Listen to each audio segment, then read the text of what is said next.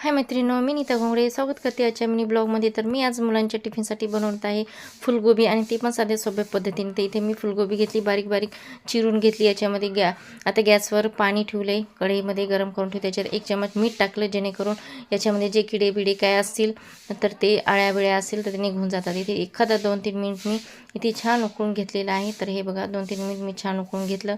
आता हे चाळणीमध्ये काढून घेतलं. आता त्याच कढईमध्ये तेल टाकलं. आता मी जे टाकणार आहे त्याच्यामध्ये मोहरी, जिरे, टोमॅटो, कांदा अजिबात काय टाकणार नाही. तर इथे मी आता तेल छान गरम झालं, त्याच्यामध्ये जे आपण गोबी उकळून घेतली ते टाकली. त्याच्यानंतर अर्धा चमच लाल तिखट, अर्धा चमच हळद, अर्धा चमच गरम मसाला आणि याच्यानंतर जे टाकणार आहे तर 2 पाऊच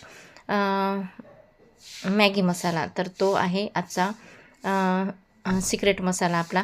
तर अशा पद्धतीने माझ्या मुलाला अशीच फ्लावर गोबीची भाजी खायला आवडती.